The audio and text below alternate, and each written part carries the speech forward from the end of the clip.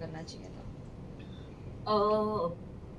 हाँ, क्योंकि हेमा जी जब जेल में थी तो काफी एक्टिव थी, लेकिन जेल से बाहर आने के बाद वो थोड़ा कम कंपेयर अगर करें तो वो थोड़ा सॉफ्ट हो गई थी, तो आई गेस इस वजह से शायद वो निकली।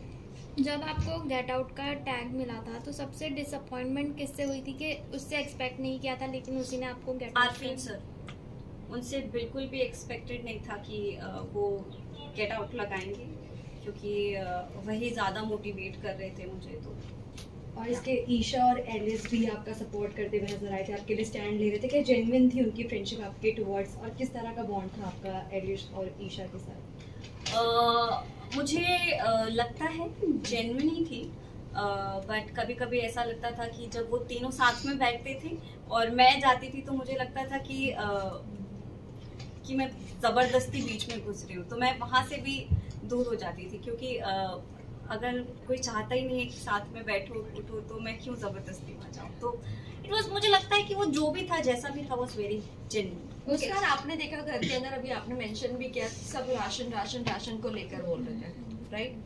एक शायद से करणवीर था और एक आप ही शायद से जिसने राशन की जिक्र भी नहीं किया, और आपने भी कभी जाकर पहल भी नहीं किया अविनाश से राशन के बारे में, जबकि वो अगर शिल्पा जी से बदतमीजी कर रहे हैं या शिल्पा जी रो रही है, नहीं खा रही है, और भी लोग सफर कर रहे हैं, तब भी आप जाकर बात करने की कोशिश नहीं की या राशन मांगने की कोशिश नहीं की? Why, what was the reason? वहां तो चिल्लाने की जरूरत भी नहीं, बाकी सब कर रहे थे तो मैंने सोचा कि यार बाकी सब कर रहे हैं, मैं क्या ही बोलूं, तो इसलिए मैंने नहीं किया। सर, आपका पॉइंट ऑफ व्यू भी मैटर करता है। हाँ, तो वो मुझे बाद में समझ आया ना कि नहीं, आपको जबरदस्ती बोलना ही पड़ेगा, उसके पहले मुझे समझ नहीं आया तो मैंने नहीं बोला। क्या मुद्दा होता है जिसपे आप बोलती हैं? क्योंकि वहाँ पर तो सब यही होता है। आई डोंट नो आपका ट्रिगर पॉइंट क्या है? मुझे खुद को भी अभी तक पता नहीं चला। इतने 3 हफ्तों तक मैंने सुना बोल नहीं रहे, एंड में अभी लास्ट 2-3 दिन में मुझे वो थोड़ा इरिटेट करने लगा, सुन के।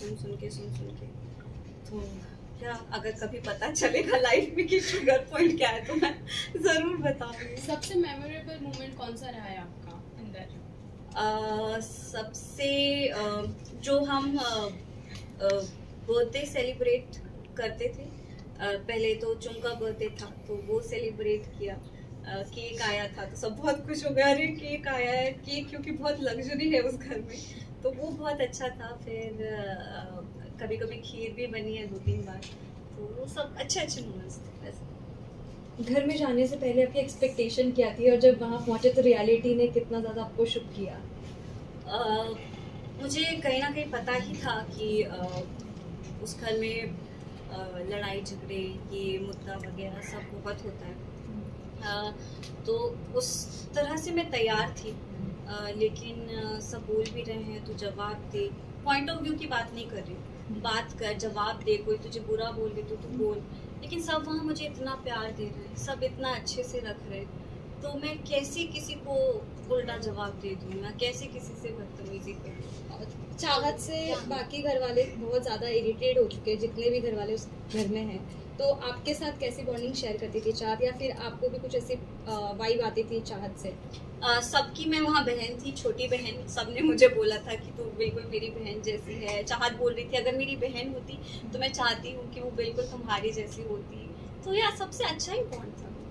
चाहत और अविनाश की लड़ाई कितनी मतलब फेक है, या क्योंकि वो बहुत ज्यादा ही लड़ रहे हैं, बिना मुद्दे के भी लड़े जा रहे हैं, तो क्या लगता है फेक है? अविनाश ने कैरेक्टर पर भी उंगली उठाई है चाहत के कि that she likes him national television पर, तो आपको ये कितना सही है कितना गलत लगता है?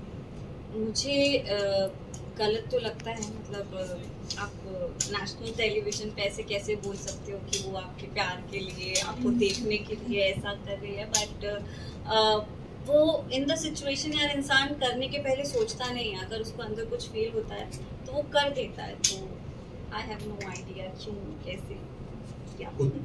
Thank you guys. Okay, thank you.